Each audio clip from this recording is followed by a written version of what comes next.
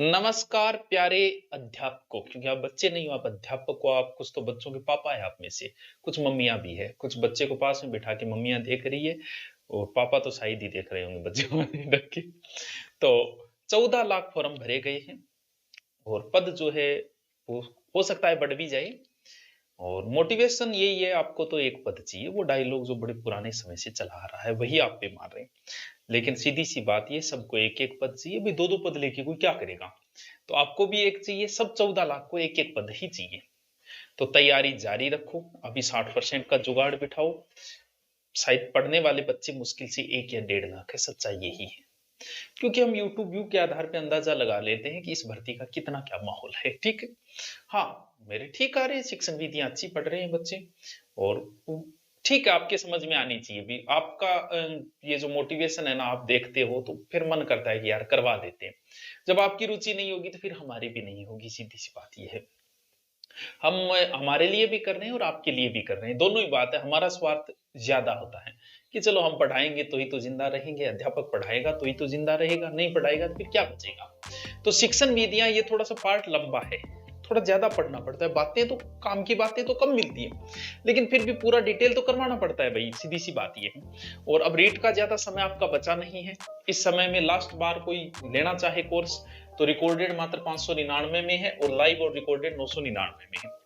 Trial recorded लगभग पूरा हो चुका है, 30% बचा है, तो आप ये भी ले सकते हो। ये इसलिए है कि जैसे किसी बच्चे को साइकोलॉजी के 2 टॉपिक नहीं आते तो वो ज्यादा पचड़े में मत फंसो, उस रिकॉर्डेड में जाओ, वो 2 टॉपिक पढ़ लो बस।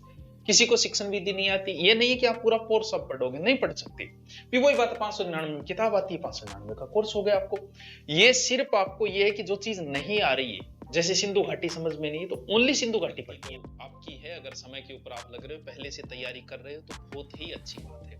सिलेक्शन उन्हीं का होगा जो पहले से तैयारी कर रहे हैं, कर भी रहे। जैसे मैं ज्योग्राफी डाल रहा हूँ, रीट का मैटर भी डाल रहा हूँ, तो पहले से पढ़ रहे हैं बच्चे। ये जो 2025 है ना, अगर इंग मां कुंवारा रह गया नहीं, सरकारी जुआई नहीं बनया, तो आगे मुश्किल ही मुश्किल है। क्योंकि इसमें इतनी भर्तियां हैं, आप खुद देखो, लगभग 30,000 third grade, second grade first grade दोनों मिलाएंगे, अगर पद बढ़े तो लगभग 10,000 हो जाएंगे। कितने? 40। लगभग 60,000 चतुश्रेणी, कितने हो गए? 1 लाख।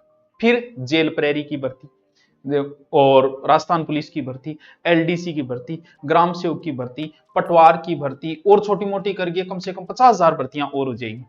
यानी लगभग 1.5 लाख। और सच्चे बात यह है कि तैयारी करने वाले इतने ही है, टोटल कुल मिला के 1.5 लाख भर्तियां हैं। अब अगर आप अपनी जिंदगी के 60 साल में से अगर 6 महीने या 12 महीने अगर इसको दे दिए, तो मुझे नहीं लगता कि आप बेरोजगार रह पाओगे, थोड़ा ठीक ठाक पढ़ने वाला बच्चा। अब चतुर्थ श्रेणी भर्ती है, अब इसके बारे में डिटेल थोड़ा देखें। लगभग 60,000 पद है।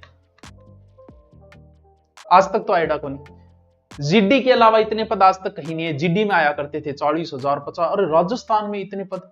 योग्यता ओनली फॉर 10th पास। अब आप कहते हो गुरुजी 4th ग्रेड है, भाई बात वही है कि पुलिस ये भी 4th ग्रेड ही है। प्रमोशन अगर वहां तो एलडीसी भी बन सकते हो, पढ़ने वाला इंटेलिजेंट ठीक ठाक बच्चा है तो एलडीसी तक बन सकता है। इसके अंदर प्रमोशन भी होगा, तनख्वाह भी मिल रही है। काम क्या है? काम जैसे इसमें ज्यादातर पद जो है स्कूल में आएंगे, तनख्वाह कम थोड़ी है, 5200 से 20,000 तक है। और लास्ट में जाते जाते पूरा भत्ता भत्ता मिला 30,000 तक तनख्वाह पहुंच जाएगी आपकी। और क्या चाहिए हो जी? कोई लोड नहीं है, कोई टेंशन है। अब सरकारी स्कूल में आप लगे, सरकार कितनी छुट्टियां आती है? 6 महीने छुट्टी रहती है।